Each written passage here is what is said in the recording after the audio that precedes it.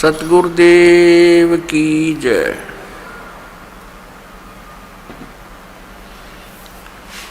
बंदी छोड़ कबीर परमेश्वर जी की जय। बंदी छोड़ गरीबदास जी महाराज जी की जय। स्वामी राम देवानंद जी गुरु महाराज जी की जय।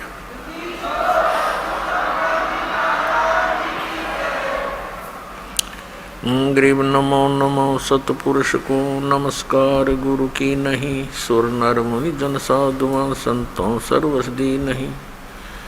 सतगुरु साहेब संत सब डंडो तुम प्रणाम।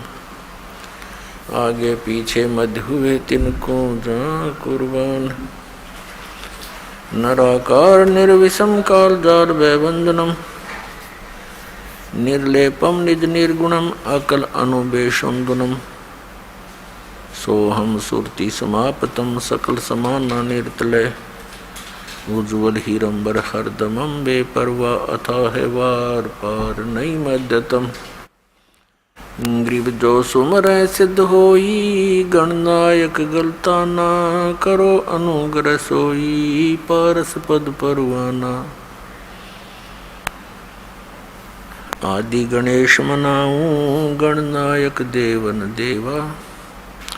चरण कमल लो लाऊं आजंत करूं सेवा।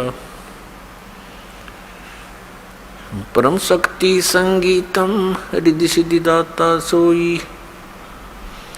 अवगत गुण अतीतम सतपुरुष निर्मोही। जगदम्बा जगदीशम मंगल रूप मुरारी। तन मन अर्पों शीसम भक्ति मुक्ति भंडारी।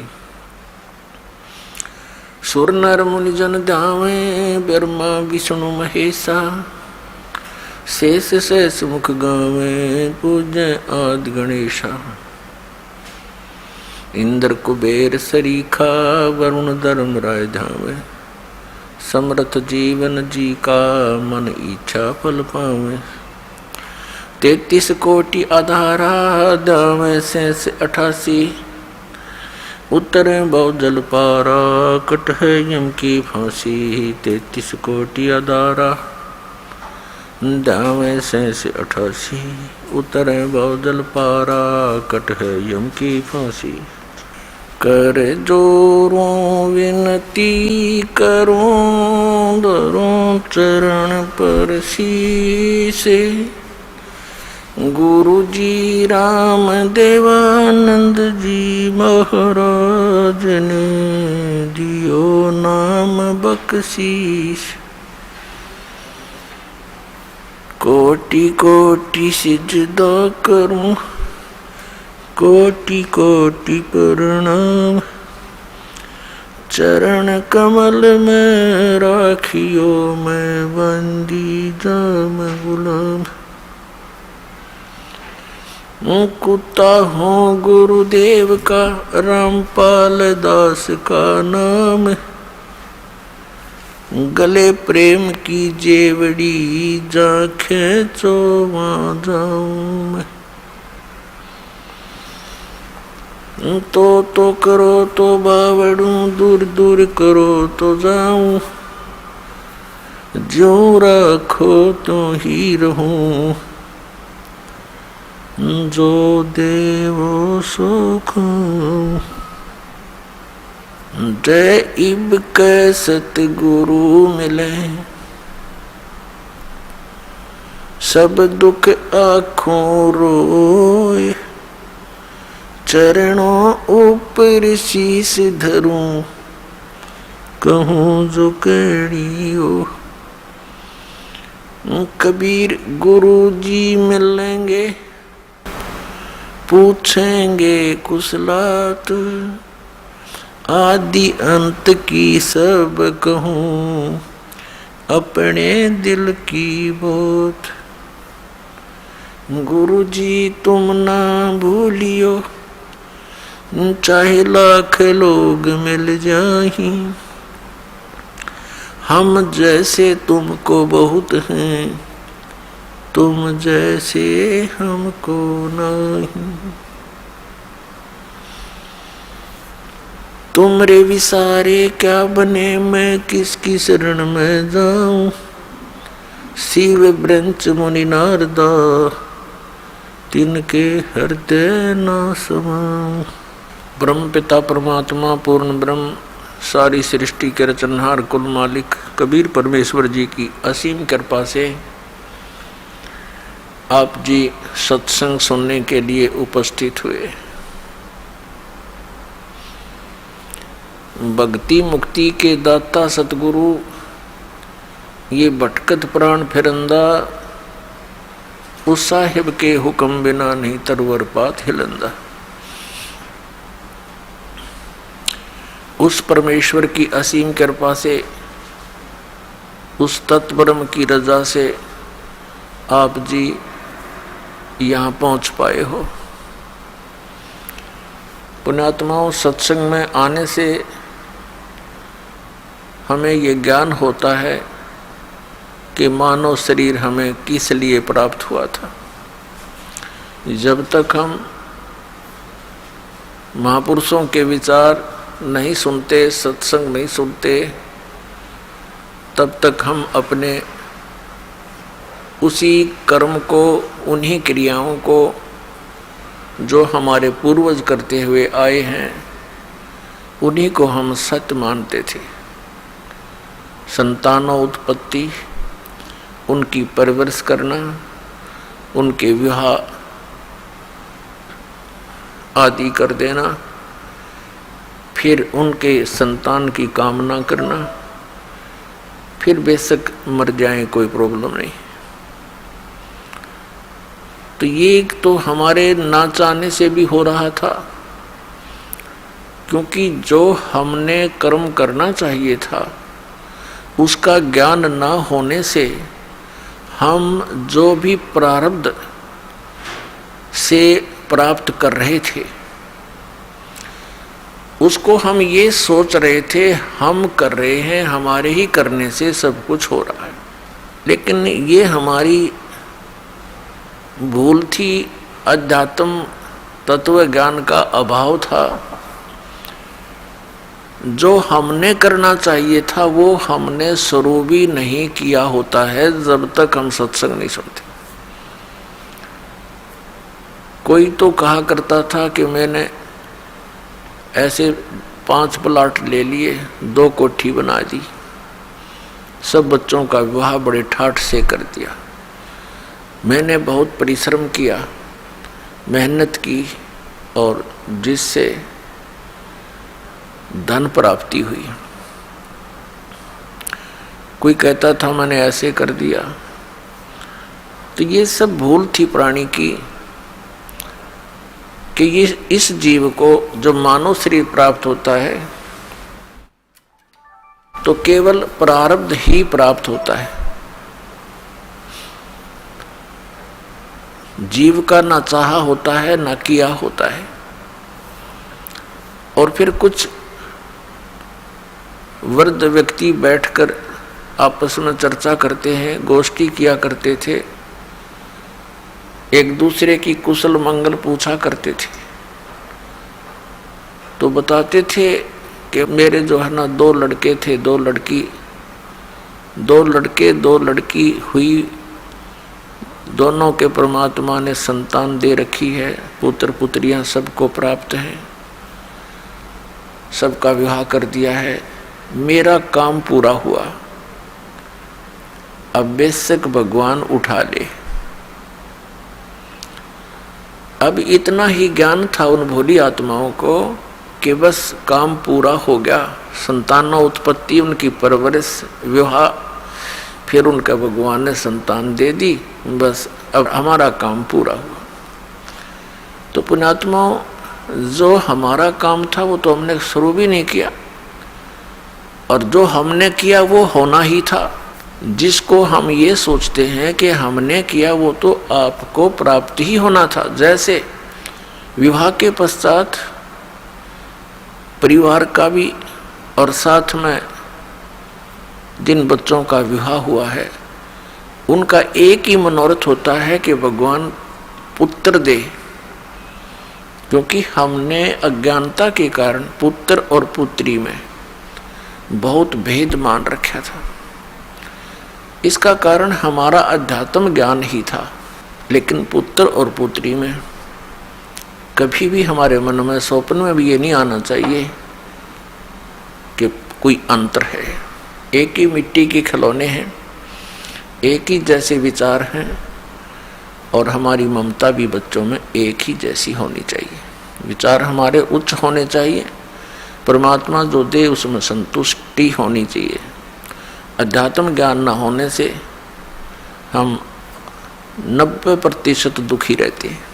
अब जैसे प्रत्येक व्यक्ति का यही उद्देश्य और आशा होता है कि पुत्र हो, लेकिन पुत्री होगी।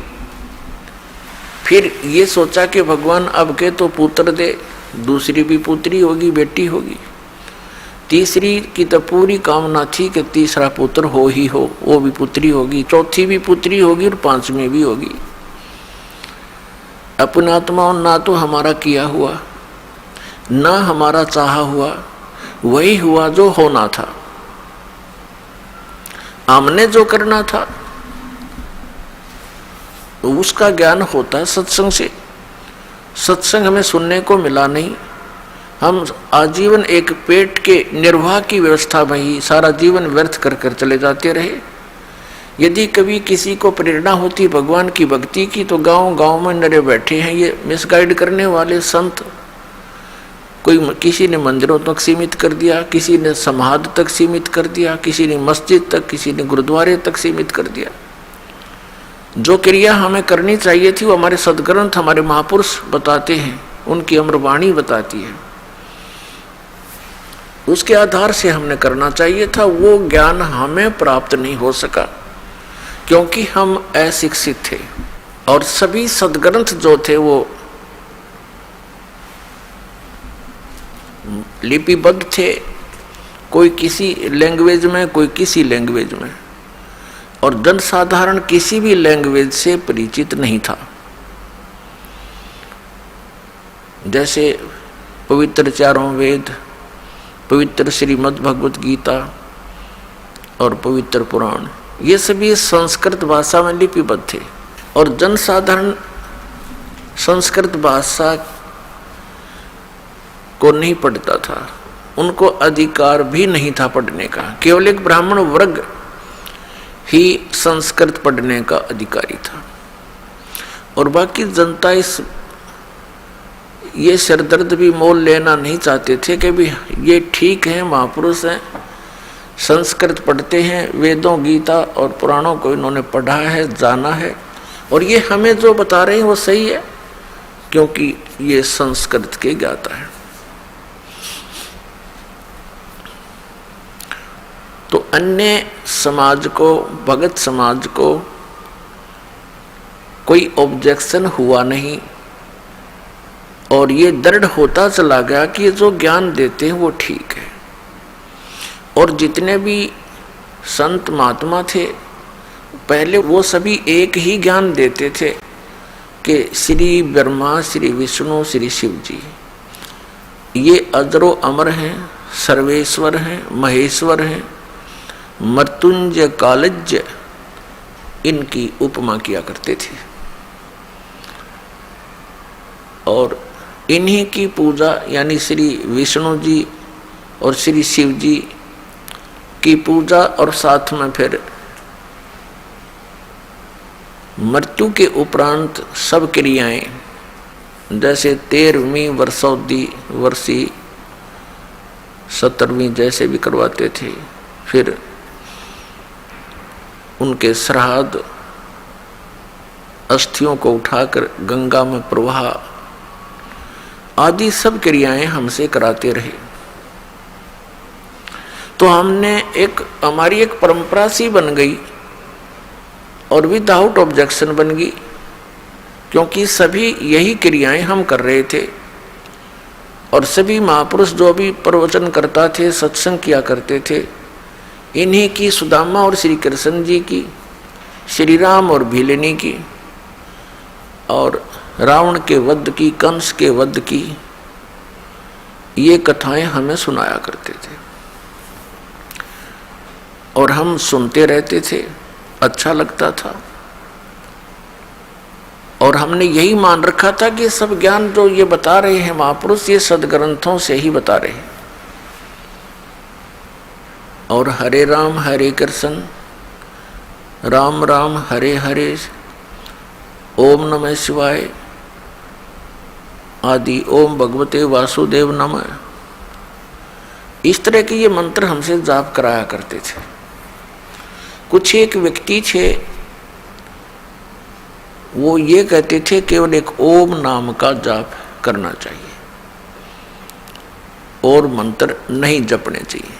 ये तो कोई एकाध ही मिलता था।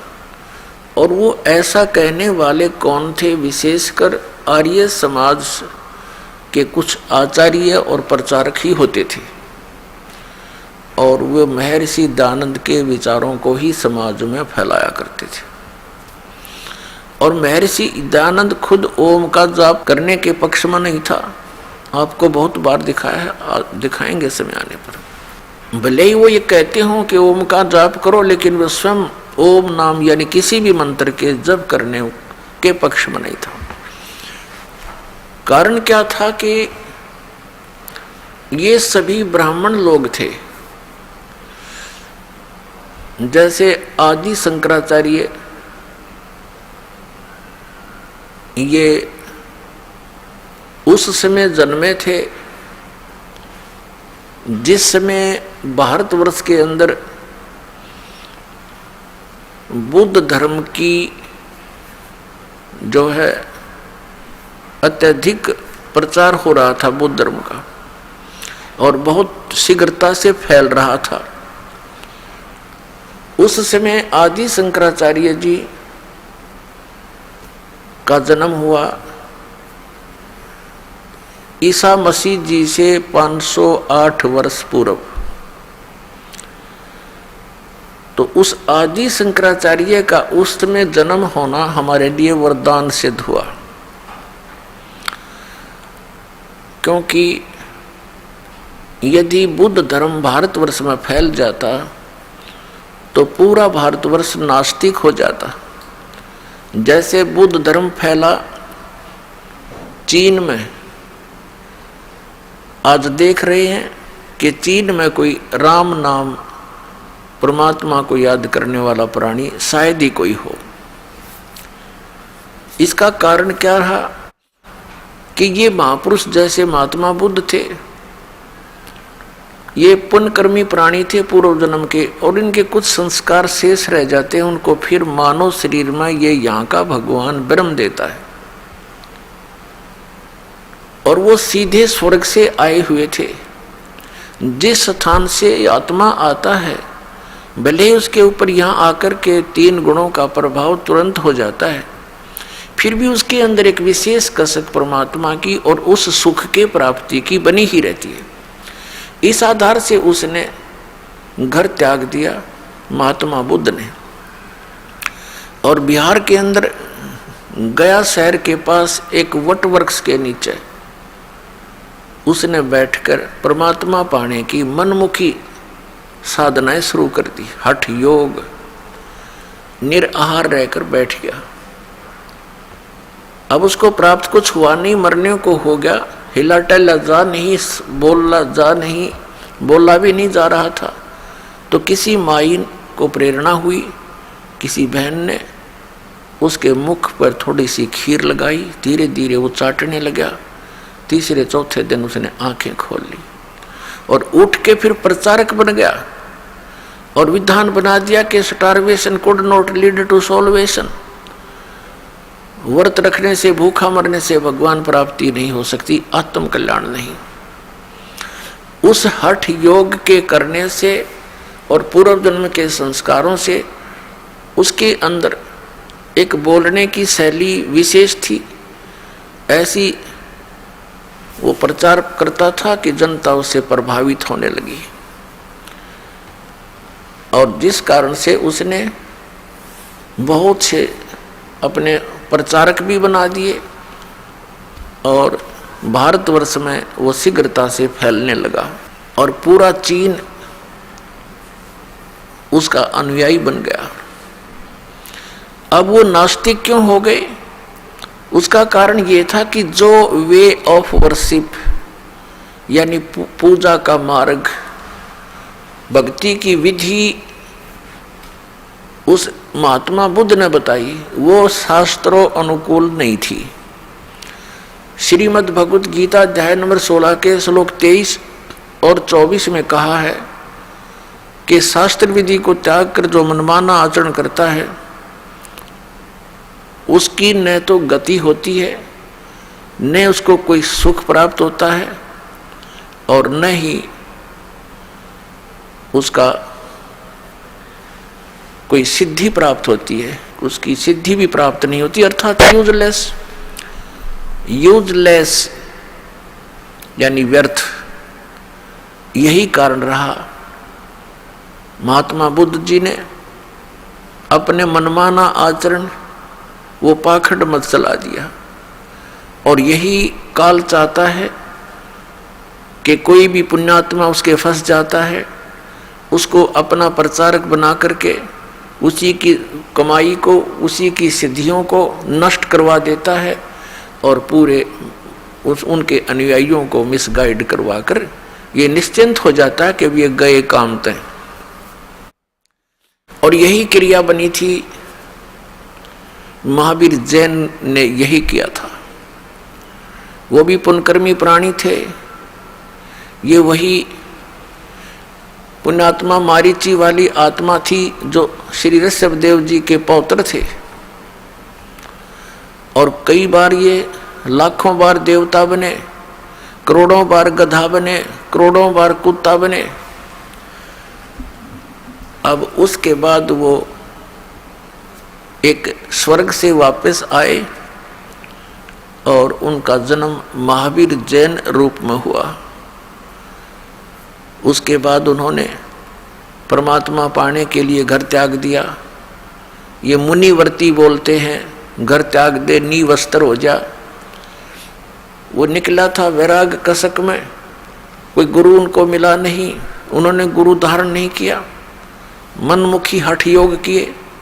उसके बाद स्वयं ही प्रचारक बन गया, 363 पाखंड मत चला दिए, और जिस कारण से आज पूरा जैन धर्म उसी महावीर जैन द्वारा चलाए गए उन पाखंड मतों के आधार से पूजाएं कर रहा है। और कुछ दिनों में ये सब नास्तिक हो जाएंगे, क्योंकि भगवान से मिलने वाली राहत इनको प्राप्त नहीं होती। यही कारण रहा कि पूरा चीन नास्तिक हो गया, क्योंकि उनको भगवान से मिलने वाली वो साधना नहीं प्राप्त हुई जो भगवान से राहत मिले। तो उन्होंने सोच लिया कि भगवान कोई है नहीं, अपनी मेहनत परिश्रम से करो और खाओ। ये तो पशु पक्षी भी कर रहे हैं। अगर इतना ही मनुष्य जीवन इसीलिए सीमित था, अगर यहीं तक परमात्मा ने सीमित करके भेजा होता तो पशु पक्षी भी यही कार्य करते थे। अलग से ये एक सुंदर शरीर देने की क्या आवश्यकता थी? परमात्मा ने अपने जैसा ही रूप आपको प्रदान किया है मनुष्य को। परमात्मा भी मनुष्य जैसा ही है, लेकिन उनका सामर्थ्य, उनके शरीर का तेज, उनकी खूबसूरती हमसे असंख्यों गुना अधिक है। इसलिए वो परमात्मा है, हम आत्मा हैं, हम जीव हैं, वो परमेश्वर है। आदि शंकराचार्य का जन्म उस समय हुआ जिस समय भारतवर्ष में बौद्ध धर्म बहुत शीघ्रता से फैल रहा था।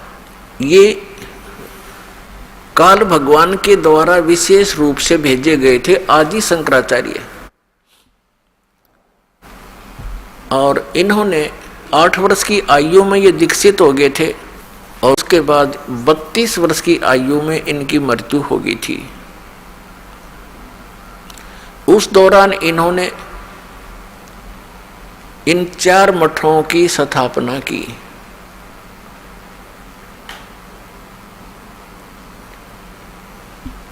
एक जैसे ये जोशी मठ बोलते हैं, ज्योतिर्मय जोशी मठ, एक श्रृंगेरी मठ, श्रृंगेरी पीठ कहो, 4 पीठ स्थापित की, एक द्वारका शारदा पीठ, एक पुरी गोवर्धन पीठ, इस प्रकार। तो पुण्यात्माओं, हमारे साथ वही हुआ कि आसमान से गिरे, खजूर में अटक गए। क्योंकि यदि बौद्ध धर्म फैल जाता तो हम आसमान में थे, कोई सिर पैर था ही नहीं भक्ति का। अब इन्होंने क्या सिद्धांत बनाया, आदि शंकराचार्य ने, जहाँ से हम हिंदू धर्म को चला मानते हैं, उन्होंने क्या बताया। एक तरफ तो वो कहते हैं कि जीव ही ब्रह्म है, अयम आत्मा ब्रह्म, अहम ब्रह्मास्मि, प्रज्ञानम ब्रह्म, और चौथा इनका मंत्र है तत्वमसि। और ये बताते हैं कि इन चारों का अर्थ यही बनता है कि जीव ही ब्रह्म है, ब्रह्म मीन भगवान, और कोई करता है नहीं। और संसार को ये मानते हैं अनादिकाल से अपने आप सृष्टि प्रलय होती है, अपने आप उत्पत्ति होती है। जैसे आकाश से वायु, वायु से अग्नि, अग्नि से जल, जल से फिर पृथ्वी, ऐसे फिर ऐसी तरह संहार होता है। कहते हैं जल से पृथ्वी, ऐसे ही पृथ्वी पर जल हो जाएगा, जल को फिर सूर्य समाप्त कर देंगे, फिर वायु में समा जाएगी, आकाश में मिल जाएगा। तो इनका कहना कि सिर्फ एक तत्व जो अहम तत्व है, कहते वही शेष रह जाता है, उसी से सब बन जाते।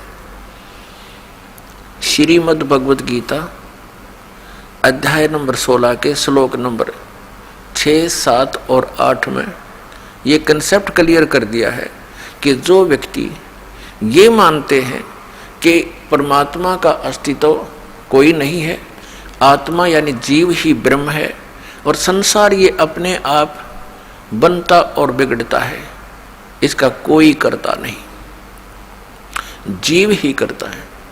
ऐसे लोग राक्षस स्वभाव को धारण किए हुए हैं और वे संसार के जगत के नाश के लिए ही उत्पन्न होते हैं। पुण्यात्माओं, ये क्योंकि हमने न तो सदग्रंथों का ज्ञान, इन हमारे जो धर्म गुरुओं ने, हिंदू धर्म के धर्म गुरुओं ने हमारे को शास्त्र विरुद्ध ज्ञान दे रखा है और शास्त्र विधि को त्याग कर मनमाना आचरण दे रखा है, जिस कारण से ये दास जो शब्द सत्य बोलता है वो प्रत्येक हिंदू धर्म के पुण्यकर्मियों को बहुत खटकते हैं, कुनैन जैसे कड़वे लगते हैं। उसके लिए थोड़ी सी बूरा खिलानी पड़ेगी। वो बूरा क्या होती है? जिन सदग्रंथों को हम सत्य मानते हैं, उन्हीं सदग्रंथों में आपको ये दास के वचन जो बोले हैं मिल जाते हैं, तो आपको वो बुरा का काम करते हैं, आपका कड़वापन समाप्त हो जाता। दिखाते हैं, ये देखिएगा श्रीमद् भगवत गीता, गीता प्रेस गोरखपुर से प्रकाशित है। इसके अनुवादक हैं जयदयाल गोविंद का। अध्याय नंबर 16 श्रीमद् भगवत गीता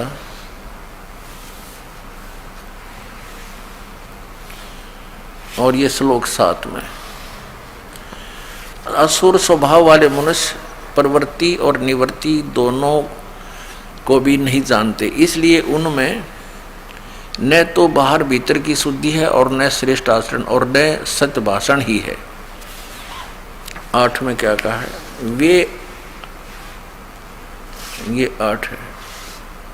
वे आसुरी प्रकृति वाले मनुष्य कहा करते हैं, जगत आश्रय रहित है, सर्वथा असत्य और बिना ईश्वर के है, अनीश्वर है। अपने आप केवल स्त्री पुरुष के संयोग से उत्पन्न है, केवल काम ही इसका कारण है, इसके सिवा और क्या है। अब 9 में क्या कहा है? इस मिथ्या ज्ञान को अवलंबन करके जिनका स्वभाव, इस मिथ्या ज्ञान को अवलंबन करके जिनका स्वभाव नष्ट हो गया है, जिनकी बुद्धि मंद है, वे सबका अपकार करने वाले कुकर्मी मनुष्य जगत के नाश के लिए ही समर्थ होते हैं। अपने आत्माओं, हमारे जो सदग्रंथ हैं ये हमें मान्य हैं। इसके अतिरिक्त हमें जो कोई भी दंत कथा सुनाता है वो हमें मान्य नहीं होनी चाहिए। तो हमारे पवित्र सदग्रंथ कौन कौन से हैं? पवित्र चारों वेद, ऋग्वेद, यजुर्वेद, सामवेद और अथर्ववेद। और पांचवा वेद वो सूक्ष्म वेद है जो परमेश्वर ने स्वयं आकर अपने मुख कमल से बोला है,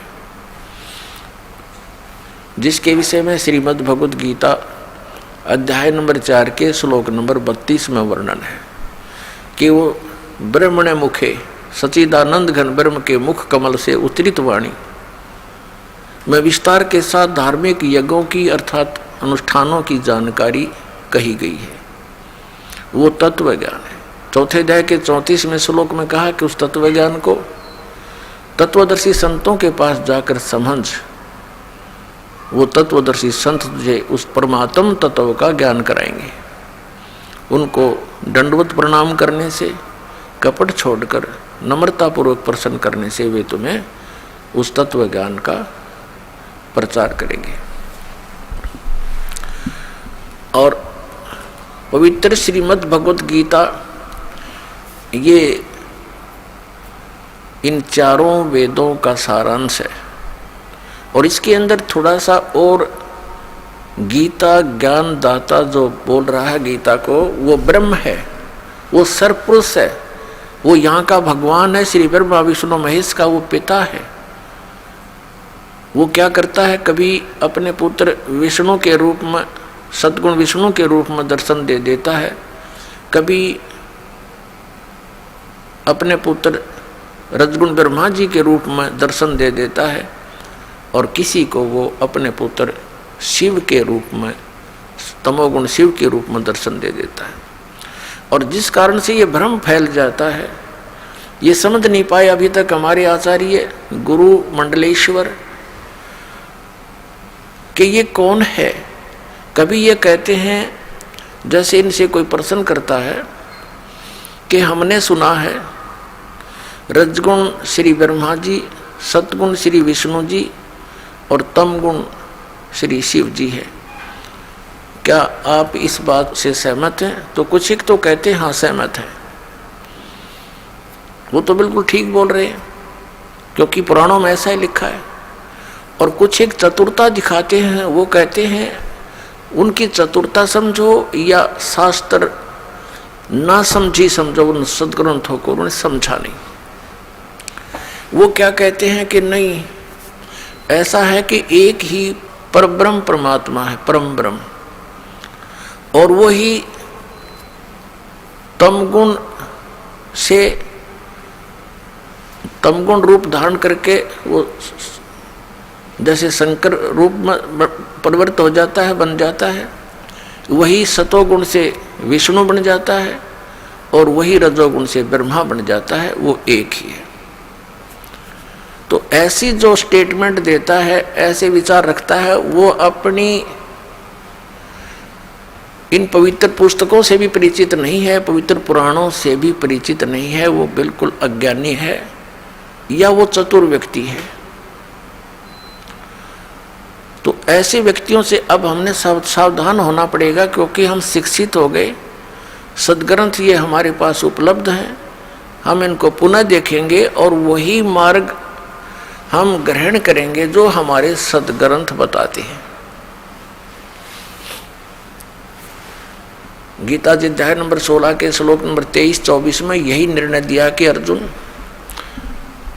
जो शास्त्र विधि को त्याग कर मनमाना आचरण करते हैं उनको न तो कोई सिद्धि प्राप्त होती है, न उनकी गति होती है और न ही कोई सुख प्राप्त होता है। और इन 3 वस्तुओं की हम परमात्मा की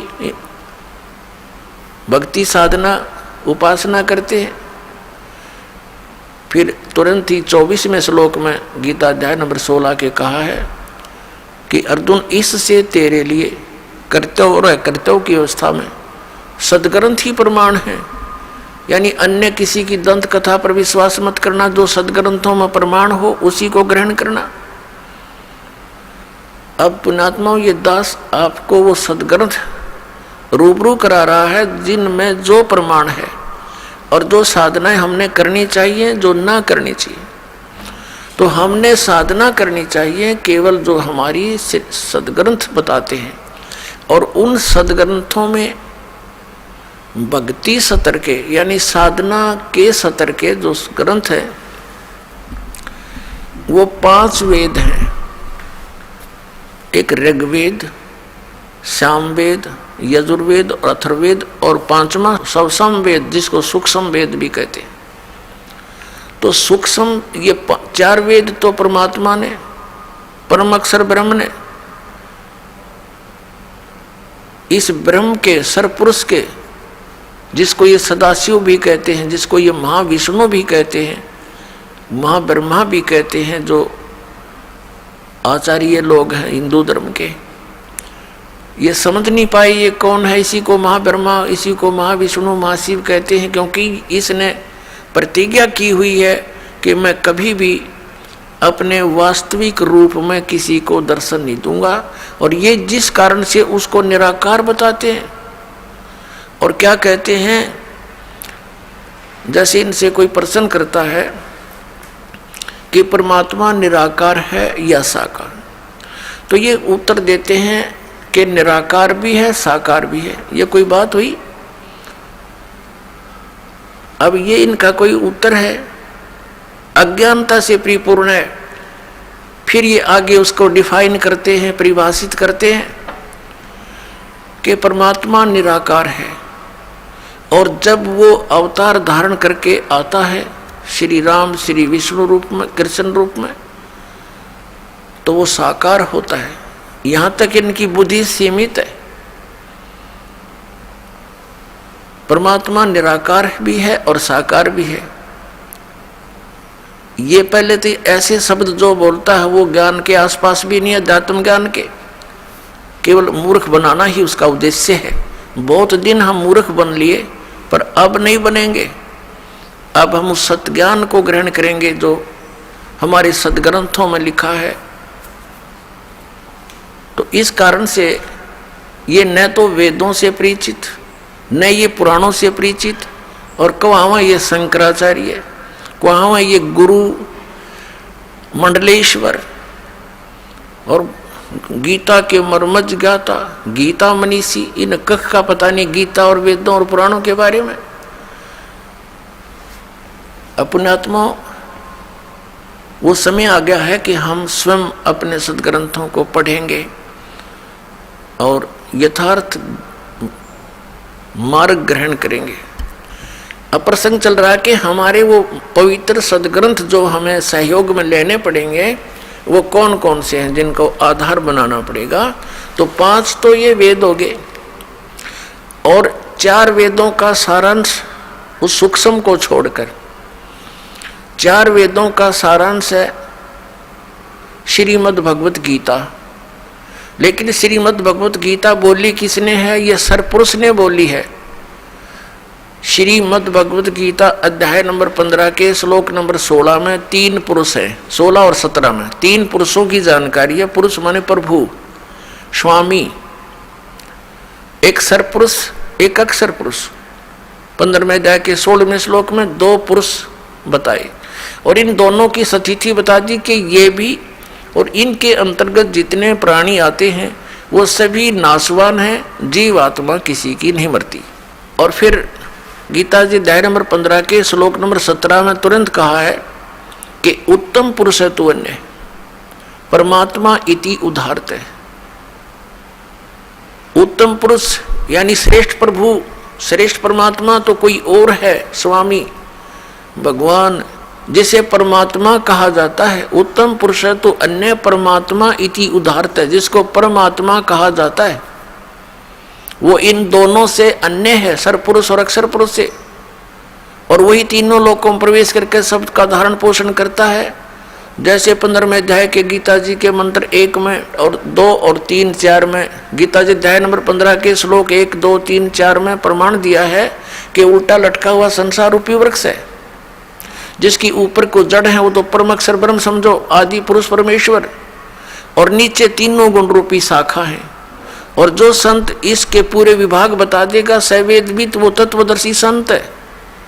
तो परमेश्वर स्वयं आए थे वो सूक्ष्म ज्ञान प्रदान करने के लिए, सूक्ष्म वेद प्रदान करने के लिए, और वो ऐसा प्रत्येक युग में करते हैं। यही वेदों में प्रमाण है कि परमात्मा ऐसी लीला करता है। वो सह शरीर आता है और सह शरीर चला जाता है। वो साकार है, नर आकार है, मनुष्य दृश्य है वो परमात्मा। हमरे ही उनिहार है, हमारा सृजनहार।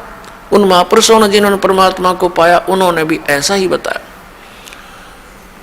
तो वो आकर के हमें, उसने स्वयं आकर के उस सन 1398 से सन 1518 तक 120 वर्ष परमात्मा एक तत्वदर्शी संत की भूमिका करते हुए, और साथ में हमें एक उदाहरण देने के लिए कि आदमी अपना निर्वाह स्वयं करता हुआ भी भक्ति कर सकता है। जुलाहे का कार्य किया करते थे, धानक का। उन्होंने उस समय बताया था अक्षर पुरुष एक पेड़ है, निरंजन वा की डार, और तीनों देवा शाखा हैं, ये पात रूप संसार। तो उस परमेश्वर ने स्वयं बताया था कि इस उल्टे लटके हुए संसार रूपी वृक्ष को समझो, जड़ तो वो स्वयं है, उसकी जानकारी ते दास देगा। उसके बाहर उन्होंने सारा बता दिया कि अक्षर पुरुष एक पेड़ है, जैसे तना बाहर दिखाई देता है वो तो अक्षर पुरुष समझो, उसके एक मोटी डार हो तो उसको सर पुरुष समझो। ये ज्योत निरंजन श्री ब्रह्मा विष्णु महेश के पिताजी, और उस डार के फिर 3 शाखा हैं, रजगुण ब्रह्मा, सतगुण विष्णु, तमगुण शिव जी। ये शाखा जानो उस संसार रूपी वृक्ष की। श्रीमद् भगवद गीता अध्याय नंबर 15 के श्लोक नंबर 1 से 4 और 16, 17 को समझने के लिए ये इस चित्र की आवश्यकता पड़ेगी आपको। देखिएगा, ये है संसार रूपी उल्टा लटका हुआ संसार रूपी वृक्ष। अब जो ये पूरा एक संसार रूपी वृक्ष है, और ये जो जमीन से बाहर दिखाई देता है इसको पेड़ बोलते हैं। जड़ें प्रोक्ष होती है, प्रोक्ष।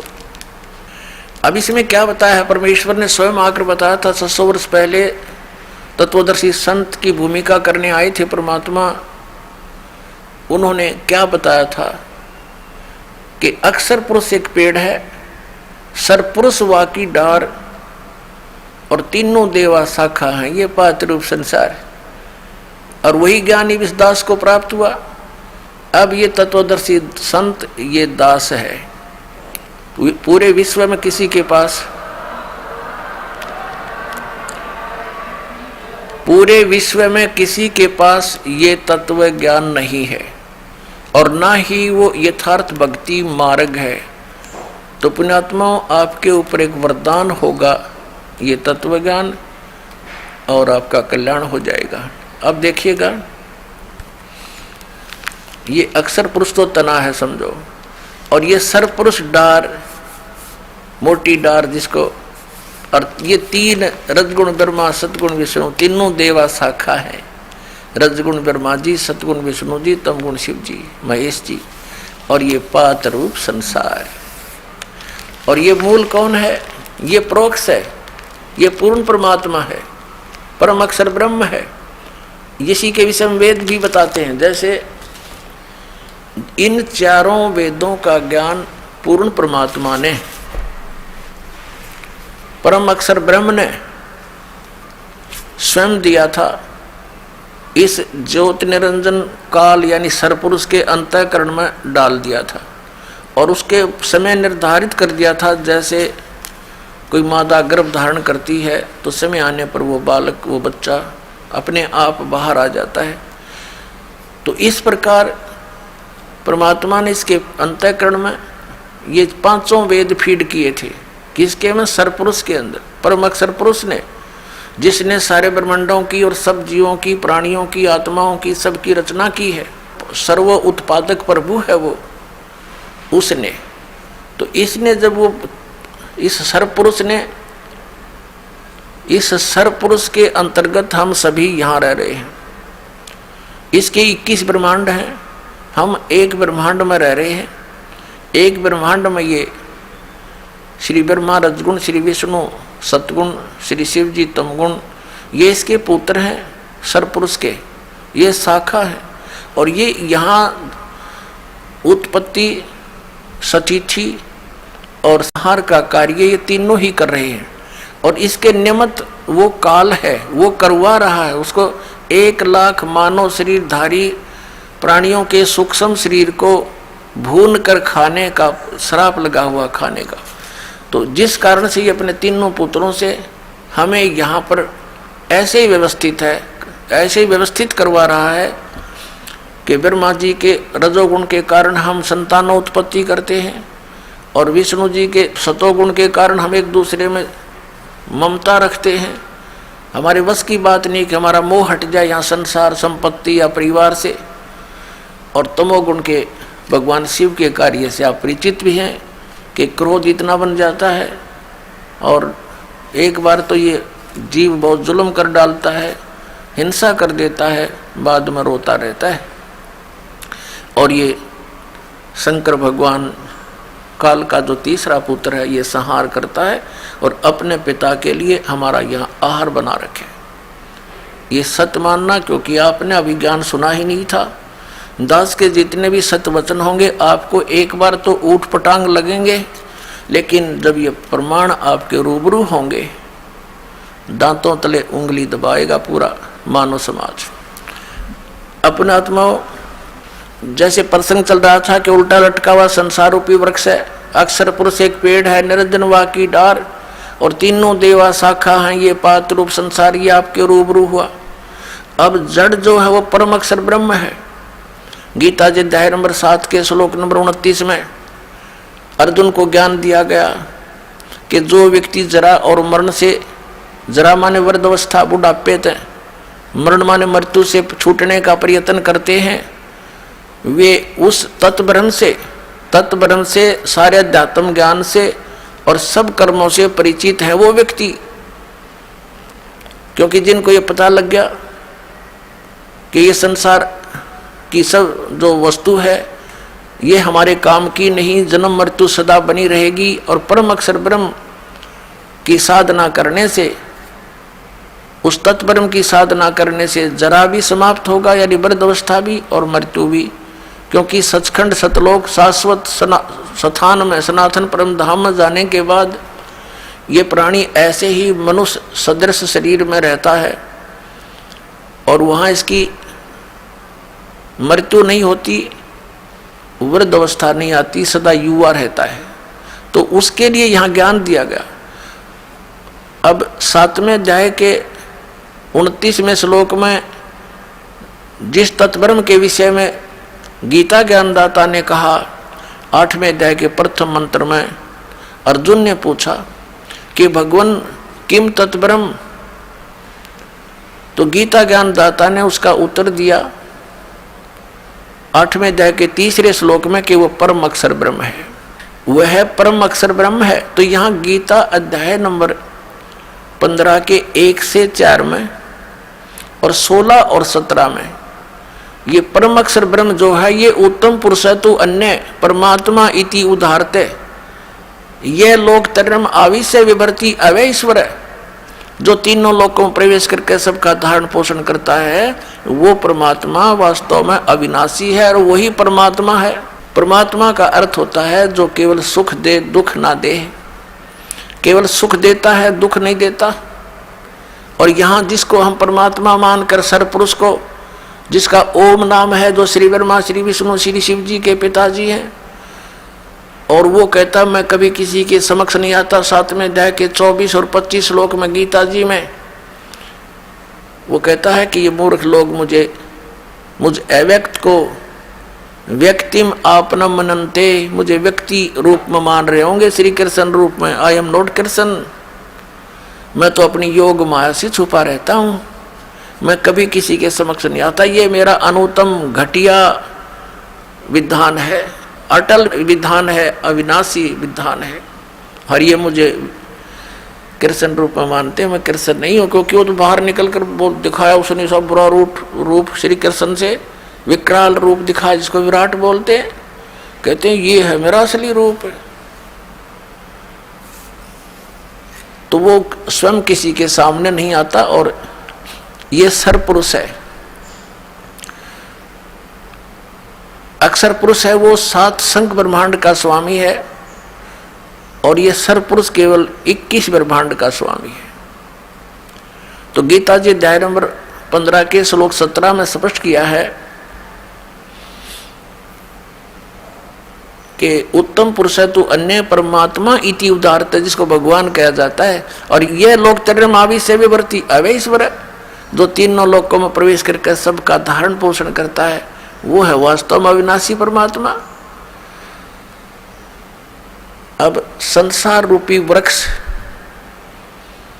की जो जड़ें हैं वो है वो परम अक्षर ब्रह्म, और उसी से पूरे वृक्ष को आहार प्राप्त होता है। सबका पूरे पेड़ का पालन पोषण मूल करती है, जड़ करते हैं। तो वो मूल रूपी परमात्मा परम अक्षर ब्रह्म है, और वो गुप्त है, वो तो प्रोक्ष है। तो दास ने बताया कि ये 5 वेदों का ज्ञान इस सरपुरुष को अपरम अक्षर पुरुष ने दिया था, इसके अंतःकरण में फीड कर दिया। जैसे एक मोबाइल से दूसरे मोबाइल में पूरी फिल्म की फिल्म भेज दी जाती है, ऐसे। तो इसने जब समय आने पर वो बाहर आए, देखा कि 5वें वेद के अंदर उस शाश्वत स्थान के पाने की, वहां के सब सुख सुविधाओं की जानकारी विशेष थी, और परम अक्षर ब्रह्म की विशेष जानकारी थी। इसने सोचा कि इन प्राणियों को यदि परम अक्षर ब्रह्म की जानकारी होगी तो ये सब भाग जाएंगे। इसने वो 5वां वेद नष्ट कर दिया, सूक्ष्म वेद। उसके देने के लिए परमात्मा स्वयं आते हैं, वहां से सचखंड से चल कर आते हैं, सतलोक से, शाश्वत स्थान से, और यहाँ प्रकट होकर के सबको वो तत्व ज्ञान का उपदेश करते हैं और सह शरीर चले जाते हैं। वो कवियों की तरह आचरण करते हैं, हमारे सदग्रंथ बताते हैं, हमारे पवित्र वेद बताते हैं।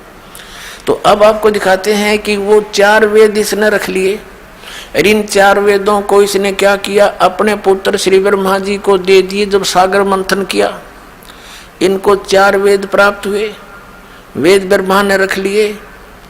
तो ऐसे फिर ब्रह्मा जी ने जो पढ़ा, जैसा भी उसके समझ में आया, और उसके सरपुरुष ने उसको जितनी विभूति दी, उसके आधार से उन्हें वेदों को फिर आगे अपने वंशजों को पढ़ा दिया। अब उन वेदों में क्या लिखा है, अब जैसे यजुर्वेद के अध्याय नंबर 40 के और श्लोक नंबर 15 में ये वेद ज्ञान दाता सरपुरुष ब्रह्म कहता है, इसको ब्रह्म भी बोलते हैं। ये कहता है कि मेरा केवल एक ओम मंत्र है, इसका जाप काम करते करते करो, विशेष कसक के साथ करो, और मनुष्य जीवन का एक परम कर्तव्य जान के ओम नाम का स्मरण करो। अब ऋषि महर्षियों ने इन यजुर्वेद से ओम मंत्र तो सेलेक्ट कर लिया कि पूर्ण परमात्मा की भक्ति का सही मंत्र यही है। तो जो ओम नाम के जाप को ही सुप्रीम मानकर सेट हुए बैठे हैं, वो ये भूल गए कि इसी यजुर्वेद अध्याय नंबर 40 के श्लोक नंबर 10 से लेकर 13 तक वेद ज्ञान दाता सरपुरुष एक ऑप्शन छोड़ रहा है कि कोई तो परमात्मा को जन्म लेने वाला कहता है, संभवात, और कोई असंभवात, यानी वो कभी जन्म नहीं लेता, उत्पन्न नहीं होता, ऐसा बताते हैं। इसकी जानकारी भगवान साकार है या निराकार, इसका यथार्थ ज्ञान तत्वदर्शी संत बताते हैं, उनसे सुनो। इससे सिद्ध हो गया कि वो जो तत्वदर्शी संत इस वेद ज्ञान से अन्य ज्ञान सुनावेंगे। यदि इस वेद में ही और वेद ज्ञान दाता को ही पता होता तो उसमें 4 लाइन लिख देता, जब इतने मोटे ग्रंथ बनाए, उसको पता ही नहीं।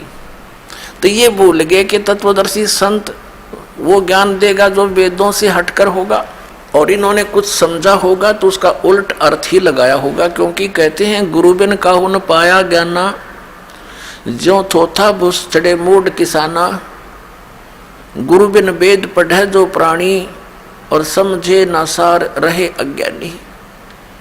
तो सार नहीं समझ सके परम तत्वदर्शी संत के बिना वेदों का। अब पवित्र यजुर्वेद के अध्याय नंबर 40 के और श्लोक नंबर 15 आपको दिखाते हैं, फिर 17 दिखाते हैं। इसमें क्या कहता है वो ब्रह्म कि मेरा ते को मंत्र है, इसके सिमरण से जो अमरत्व प्राप्त होगा आपको वो उतना ही होगा।